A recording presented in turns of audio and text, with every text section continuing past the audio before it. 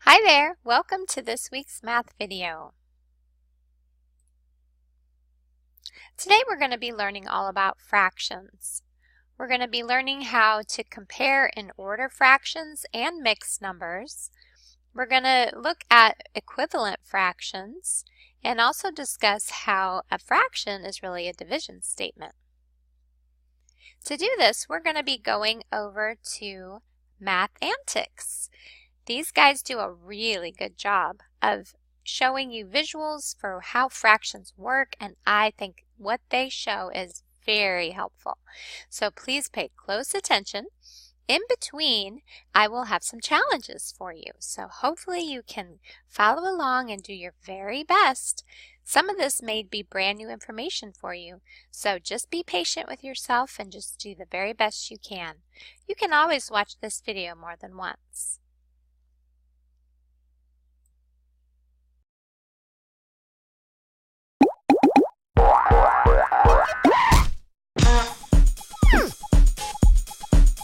If you've been learning math for a while, then you probably already know a thing or two about fractions. And if you've ever had to, well, break a cookie in half to share with a friend, well, then you've used fractions in real life.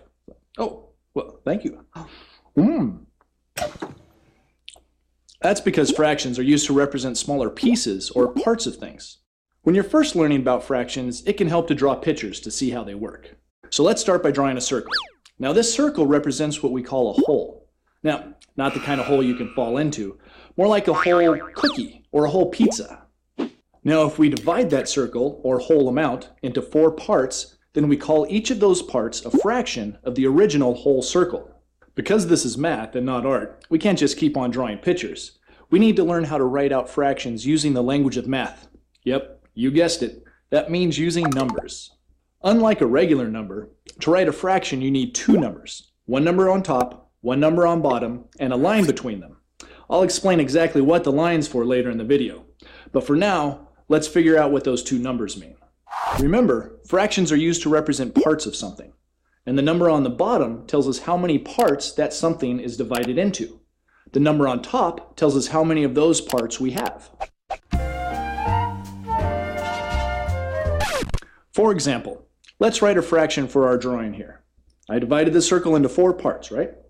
So the number on the bottom will be 4.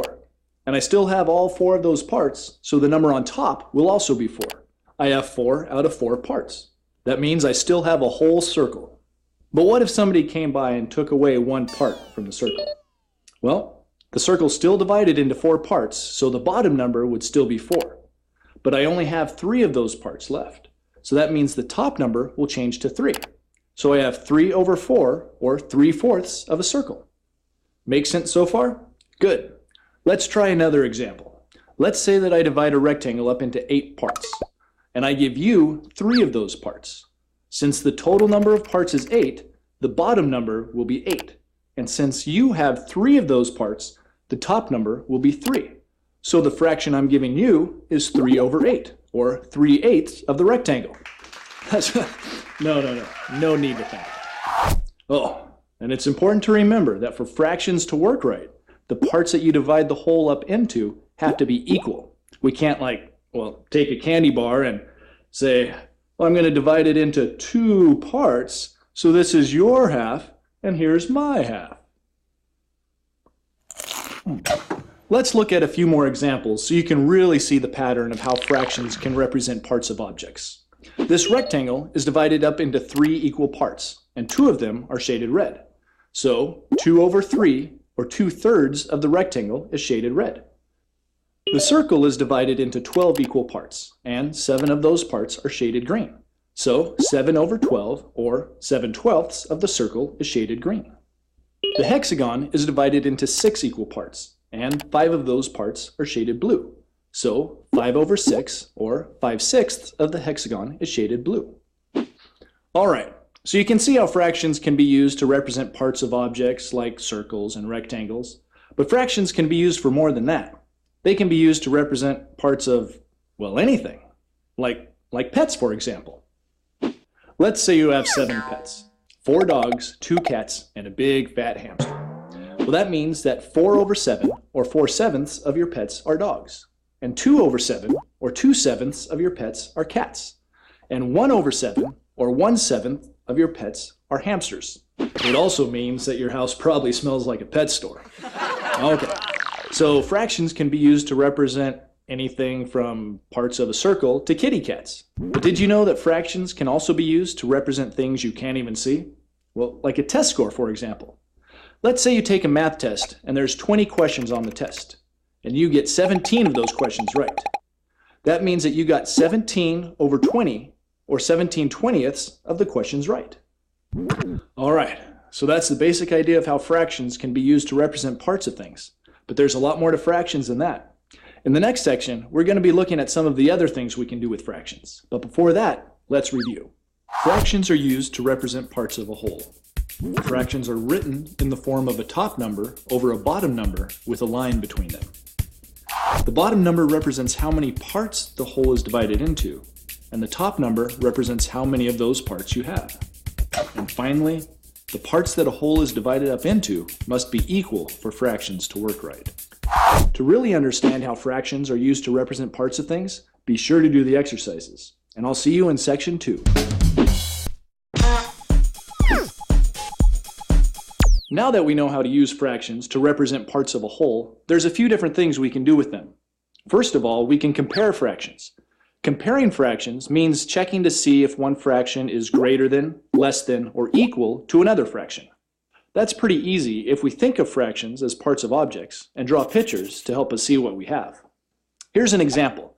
Which of these fractions is greater, 3/8 or 5/8?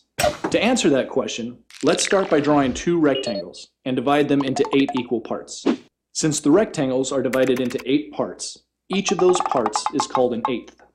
Now, let's shade 3 parts of the first rectangle, or 3/8, and 5 parts of the second rectangle, or 5/8. Our picture makes comparing these fractions easy. You can see that 5/8 is greater than 3/8 because more of that rectangle is shaded. Okay, now let's try one that's a little harder. Which of these fractions is greater, 3/4 or 4/5? Well, let's start again with 2 rectangles, but this time we need to divide them up differently because the fractions we're comparing have different bottom numbers. The first rectangle will be divided into 4 equal parts, and we'll shade 3 of them to show 3/4. The second rectangle will be divided into 5 equal parts, and we'll shade 4 of them to represent 4/5. Now to compare, all we have to do is see which rectangle is shaded in the most, and that tells us that 4/5 is greater than 3/4. There, that wasn't so hard after all. All right, let's try one more example. Let's compare the fractions 1/2 and 2/4. Again, we start by drawing rectangles and dividing them up into parts. 2 on this one and 4 on this one. Next, we shade the parts of the rectangle according to our top numbers, 1 on this one and 2 on this one. Now, all we have to do is compare. Well, what do you know? The same amount of each rectangle is shaded. That means these two fractions are equal. It might seem strange that 2 fractions can have totally different numbers and still represent the same amount, but they can. Fractions like that are called equivalent fractions. Equivalent fractions have different top and bottom numbers, but are equal in value.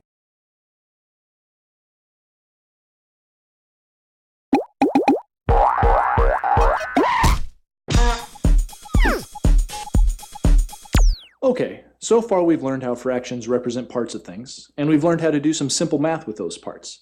But if we want to really understand how fractions work, we need to start thinking about them in a new way. We need to learn what fractions really are. A fraction is just a number that's written like a division problem. You remember division, right? Where you take one number and divide it up by another number?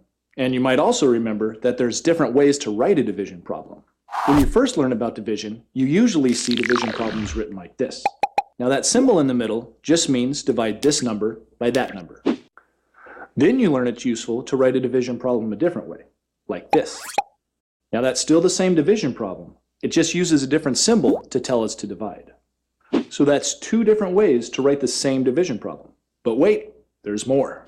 Now some of you who use computers a lot might have seen division written like this. Now that slash is just another way to write the division symbol. Now this one's interesting. Watch what happens when we rearrange it a little bit. Look familiar? Yep, it's a division problem that looks like a fraction. And that's just because a fraction really is a division problem, but we treat it like a number. The line between the top and bottom numbers is just another way of writing the division symbol. The top number is the number being divided up, and we call it the numerator. The bottom number is the number we're dividing by, and we call it the denominator. Now let's look at some of the common fractions that you're already familiar with and think of them as division problems. For example, 1/2, or 1/2, is really just 1 divided by 2. The fraction 2/3, or 2/3, really means 2 divided by 3. And the fraction 3/4, or 3/4, really means 3 divided by 4. Thinking about fractions like little division problems might seem strange to some of you, especially because these division problems show smaller numbers being divided by larger numbers. You may not have seen that before. You might not have even thought it was possible, but you can divide a smaller number by a bigger one. It just means that the answer you get is going to be smaller than 1. If the idea of dividing a smaller number by a bigger one seems confusing to you, don't worry. It's going to make a lot more sense in the next section when we learn about decimal numbers and how they relate to fractions. Let's review what we've learned so far. This section was short, but in it, we learned the most important thing there is to know about fractions. We learned that fractions are numbers that are written like division problems. The line between the top and bottom numbers is another form of the division symbol. That tells you to divide the top number by the bottom number. The top number is called the numerator, and the bottom number is called the denominator. It might be a new idea to you, but you can divide a smaller number by a bigger number. This was a really important concept we covered, so be sure to do the exercises before you move on. Now that you know that fractions are special numbers written like division problems, we're going to learn about some different types of fractions and where they're located on the number line. Because fractions are division problems, their value depends on the top and bottom numbers and the relationship between them. There are a few basic rules about that relationship that will help us estimate the value of a fraction and know about where it should be on the number line. The first rule is, if the top number of a fraction is 0, then the value of the fraction is always 0, no matter what the bottom number is. For example, 0/2 and 0/20,000 are both just 0. I like to call these fractions zero fractions, because they equal 0. Oh, and by the way, you can never have 0 as the bottom number of a fraction because you can't divide something into 0 parts, so don't even try it. The next rule is this. If the bottom number is bigger than the top number, then the value of the fraction will be greater than 0 but less than 1. That means it'll be somewhere in this section of the number line. Any fractions that have values in this range are called proper fractions because we can use these values to represent smaller parts of things. Our third rule is this. If the top number and bottom number are the same, then the value of the fraction is always just 1. So whether you have 1/1 or 5/5 or 100/100, the value is always just 1. I'm going to call this kind of fraction a whole fraction because its value represents 1 whole. Oh, and in case you're wondering, this rule doesn't apply to 0/0 because like I told you, having a 0 on the bottom of a fraction is a big no-no. Okay. Our last rule is this. If the top number is greater than the bottom number, then the value of the fraction will be bigger than 1. That means it'll be somewhere in this section of the number line, which goes on forever. These are called improper fractions, because even though they're written like regular fractions, since their value is greater than 1, they aren't really used to represent smaller parts of things. All right, these rules show that we have 4 main types of fractions. We have zero fractions, proper fractions, whole fractions, and improper fractions. Knowing that these main types are in order from smallest to largest on the number line allows you to do some very simple comparisons between the 4 types of fractions. That's because we know that a zero fraction is always less than a proper fraction, and a proper fraction is always less than a whole fraction, and a whole fraction is always less than an improper fraction. Let's do a few comparisons to get the hang of it. Here we have 1/5 and 0/8. Since 1/5 is a proper fraction and 0/8 is a zero fraction, 1/5 is greater than 0/8. Now let's do 3/8 and 2/2. 3/8 is a proper fraction and 2/2 is a whole fraction, so that means that 3/8 is less than 2/2. Now what about 9/9 and 32/32? Now that's easy. Since they're both whole fractions, and whole fractions are always equal to 1, these fractions are equal. And finally, what about 1/2 and 5/4? Now we know that 1/2 is a proper fraction, But 5 over 4 is an improper fraction because its top number is bigger than its bottom number. So that means that 1/2 is less than 5 over 4. Now that we know that there are 4 basic types of fractions, and we've learned where they fit on the number line, let's learn more about how the relationship between the top and bottom numbers affects the value of a fraction. Let's go on a journey down our number line. Now we're going to start with this 0 fraction, 0 over 20, and its value puts us here at 0 on the number line. To get moving, all we have to do is start changing the value of our fraction by increasing the top number. We're going to leave the bottom number the same the whole time though. All right, let's go. We haven't gotten very far from 0 yet, and you might have noticed that the top number is still very small compared to the bottom number. But as the top number gets bigger, the value of our fraction is increasing. That tells us that if a fraction's top number is a lot smaller than its bottom number, then its value is going to be close to 0 in this part of the number line. Look at this, we're almost to 10 on top, and since 10 is half of 20, we're almost to 1/2 on the number line. It's pretty easy to figure out what half of something or double something is, and we can use that to help us compare fractions. Like we know that 9 over 20 is going to be really close to 1/2 on our number line. Alright, so we've passed 1/2 now, and we're making our way to the number 1. Notice that our top number keeps increasing, and it's getting closer and closer to 20. In fact, when it reaches 20, we'll have arrived at 1, because 20 over 20 is a whole fraction. Knowing this can also help you estimate a fraction's value. Whenever you see a fraction with a top and bottom number that are almost the same, like 19 over 20, you know that the value is close to 1. There, we've passed 1 now, but we're still going, and our top number is now bigger than our bottom number, which means we have an improper fraction. You can see that the bigger the top number gets, the bigger the value of the fraction.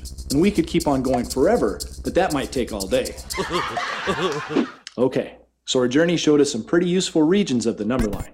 The region near 0, where the top number is much smaller than the bottom number. The region near 1/2, where the top number is about 1/2 of the bottom number. The region near 1, where the top number and bottom number are about the same. And the region past 1, where the top number is bigger than the bottom number, and it keeps on going forever. Knowing about these regions can sometimes help you quickly estimate the value of some fractions. For example, you can estimate that 1 over 16 is going to be pretty small, close to 0 on the number line. And you can estimate that 29 over 31 is going to be almost 1 because there's not much difference between the top and bottom numbers. And if you have the fraction 14 over 30, you can estimate that it'll be about 1/2, since 14 is close to 15 and 15 is half of 30. Alright, that wraps up this section, and I hope it's helped you understand the different types of fractions and where they are on the number line. You'll understand even better if you do the exercises for this section. Good luck, and I'll see you next time. Okay, we've learned almost everything we need to know about the basics of fractions, but there's one more thing I want to tell you about, and that's mixed numbers. Sounds pretty exciting, doesn't it? To help you understand what mixed numbers are, let's look at the number line we used in the last section. Remember, there's 2 main kinds of fractions. Proper fractions, where the top number is smaller than the bottom number, and improper fractions, where the top number is bigger than the bottom number. Now some of you might be wondering, why is the improper fractions region so much bigger than the proper fractions region? Why are there so many more improper fractions? The reason is that improper fractions are really a combination or a mixture of 2 different things. Lately, we've been focusing on the fractions on our number line. But don't forget, the number line can count whole numbers too. Let's say we want to use our number line like a ruler to measure how long something is. Let's start with something short like this rectangle here. Now this one is less than 1, so we can use a simple proper fraction like this. Now let's measure a rectangle that's a little longer. Well look, this one lines up exactly with 1. So that's easy. We don't even need a fraction for this one. Its length is just the number 1. And now let's measure a rectangle that's even longer. Now this one falls somewhere between the whole numbers 1 and 2. To write its length, we're going to need the number 1 plus a little bit more. So that means we're going to need a whole number and a fraction.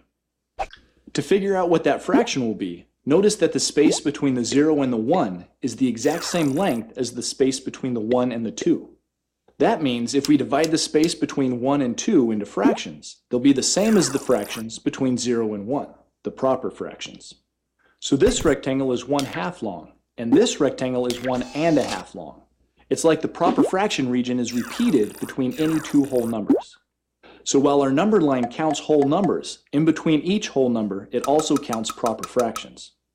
But wait a minute, if there's a whole bunch of proper fractions out here in between the whole numbers, then why have we been calling this the improper fraction region? Well, it's because improper fractions are formed by combining a whole number with a proper fraction, but the whole number part is hidden in the fraction. Starting at 0, you can count up through the proper fractions, but once you pass 1, they're called improper fractions because there's a whole number part hidden in the fraction. As always, a few examples will help this make sense. The improper fraction 3/2 is right here on the number line. That means that it's just the combination of the whole number 1 and the proper fraction 1/2. The improper fraction 4/3 is right here on the number line. That means that it's just the combination of the whole number 1 and the proper fraction 1/3.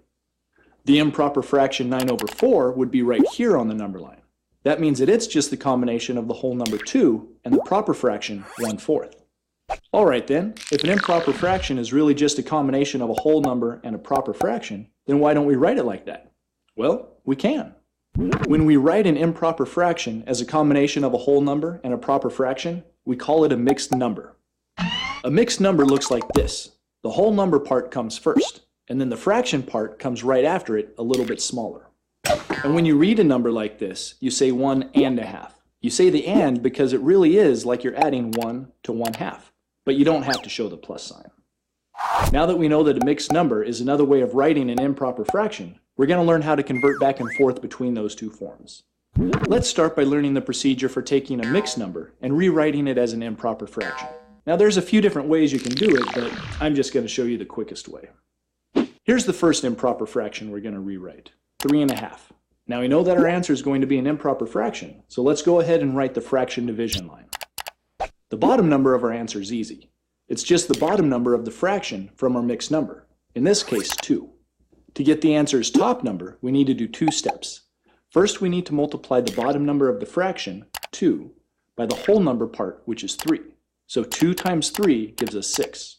Next, we take that 6 and add it to the top number of our fraction, which is 1. So 6 plus 1 equals 7, and that's the top number of our improper fraction. So 3½ is the same as 7/2. Let's try one more to make sure you've got it. Here's 7 3/8. Now we know that our answer will be a fraction with 8 on the bottom. Now for the top, we take 8 and multiply it by 7, and that gives us 56. And we take that 56 and add it to 3, and that gives us 59. So 59/8 is the same as 7 3/8. That wasn't so hard, was it? Now that you know how to do that, let's try going the other way. Let's start with an improper fraction and rewrite it as a mixed number. Let's start by working our first example in reverse. Let's try to write 7/2 as a mixed number. Now to do this, we'll also need 2 steps. The first step is to see how many times the bottom number of our fraction will divide into the top number. And 2 goes into 7 3 times with a remainder of 1. So that tells us that the whole number part of our mixed number will be 3. The next step is to find out what the fraction part of our mixed number will be. The bottom number will be the same as the bottom number of our improper fraction, 2. And the top number will just be the remainder we got when we divided, 1. There, we changed the improper fraction, 7/2, back into the mixed number, 3½ So we can see that it works both ways. Let's try one last example. Let's write 22/5 as a mixed number. Again, the first step is to see how many times the bottom number divides into the top number. In this case, 5 goes into 22 4 times with a remainder of 2. So we know that the whole number part of our answer will be 4. Now for the fraction part. The bottom number will be the same as the bottom number of our improper fraction, 5. And the top number will be our remainder, 2. So 22/5 is the same as 4 2/5. Alright, so mixed numbers are really just another way of writing improper fractions. And it's a good idea to know how to convert them back and forth because it makes some math problems easier. And besides, your teacher's going to make you do it anyway. Let's take a minute to review what we covered. Improper fractions are really a combination of a whole number and a proper fraction. The whole number is sort of hidden in the fraction. If we write out the improper fraction as a whole number and a proper fraction, then we call it a mixed number because it's a mixture of two different kinds of numbers.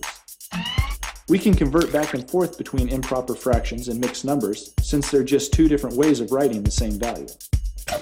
The procedure to go from a mixed number to an improper fraction is to multiply the bottom number by the whole number, and then add that result to the top number.